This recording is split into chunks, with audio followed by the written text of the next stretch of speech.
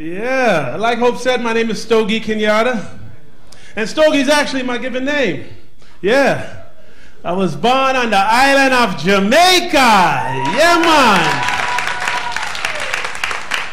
Raised in the capital, Brooklyn.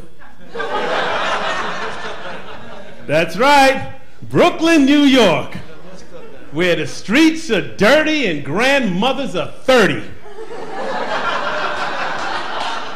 Hey, you have a baby at 16, your daughter have one at 15, that ass is a 30-year-old grandmother. And then you all probably like, I don't even look like a grandmother, do I? That black don't crack.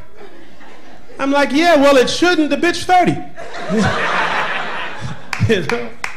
But I've been teased about my name, though, from I came to America. First day of school, even the teacher had jokes. He was like, okay, Larry Jacobs, Stogie.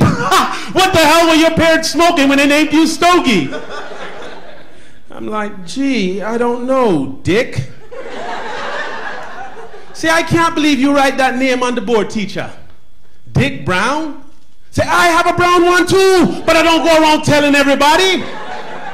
Say, you named after my meat whistle. He was like, no, no, no, silly Jamaican boy. In America, Dick is the same as Richard. I said, oh, well, how come no one ever says, suck my Richard? You're a dick. Then the teacher gets pissed and he's like, don't ever call me by my first name again. From now on, my mouth is the only mouth that Dick is going to come out of. It's like, oh, how did it get in your mouth?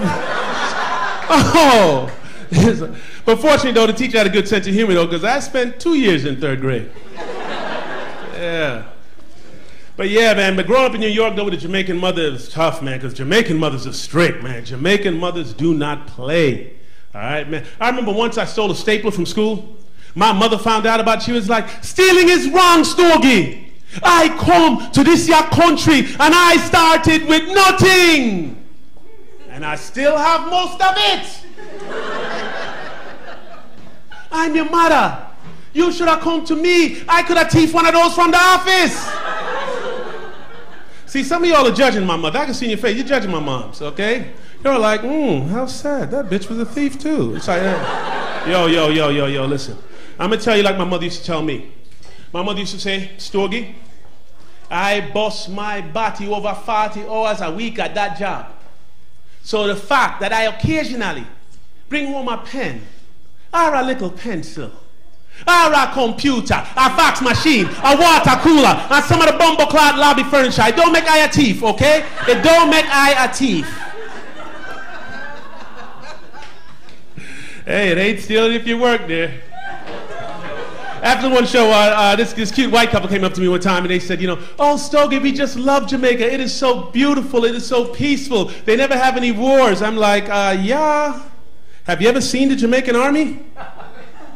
I said, listen, the Jamaican army smoked so much ganja, they once stopped in the middle of an invasion to take a nap. The enemy army snuck up on them while they were sleeping and thought they were already dead. So they left. The Jamaican army wakes up and sees them leaving and thinks they surrendered. So they throw a big parade and a party to celebrate their victory. And that's how Carnival was started, yeah. Nah, who the hell am I kidding, man? The Jamaican Air Force is so poorly equipped, you can achieve air superiority with a kite. You don't even need a plane. But yeah. So I grew up in Brooklyn, the Brownsville section of Brooklyn. Tough, hardcore ghetto. And the tough thing about growing up in the ghetto, I had 5 sisters and no brothers. And the tough thing about growing up with no brothers and all girls is you gotta protect them. And my sisters, they adored me. They thought I could kick anybody's ass that was shorter than me. Now the problem with that logic is I was a tall ass kid. By the time I was 12, I was damn near 6 feet tall. And skinny. I'm talking crack hose skinny. And I was constantly getting beat up by older, tougher kids who happened to be shorter than me.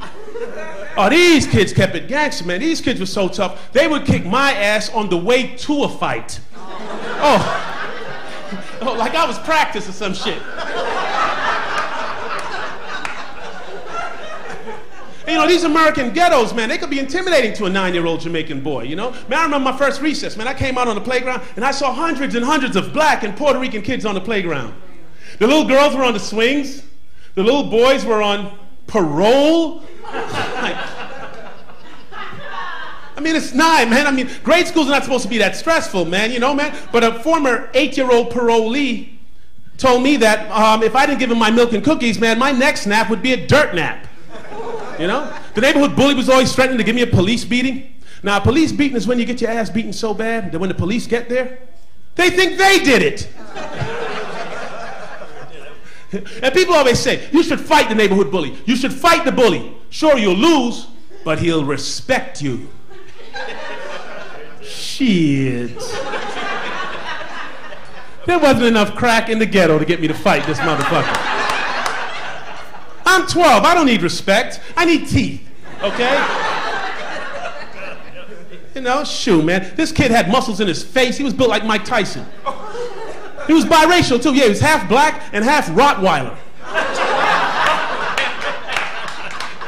I used to look at this little bastard and go like, good God, if this evil little fucker is here, then who's running hell? The kind of kid, you wouldn't want to piss on this kid if his hair was on fire. You know?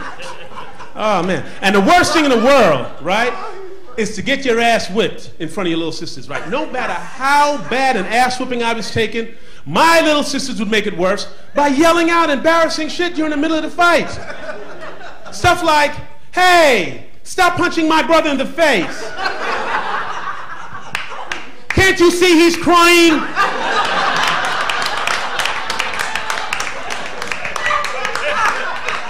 I'm like, shut up, Maxine, you're embarrassing me. And she's like, oh, and I suppose that ass whipping is making you popular. And they were cheerleaders, right? They would start cheering. They would start cheering at the slightest sign that I was fighting back. If I hit the guy by accident, just with my eyes closed, they would start cheering like, oh my God, Stogie, good for you, Stogie. Now you're getting him. Now you're getting him. You vomited in his hair. You got vomit in his hair. Oh my God. That is so creative. Man, listen, if I got enough blood and vomit on another kid, my sister would tell everybody I won the damn fight. Oh yeah, they'll be like, you know, okay, all right, yeah, your lips, you're gonna need stitches in that lip and you'll probably never see out of that eye again. But that poor bastard's got vomit in his hair. Oh my God, you killed him. You killed him.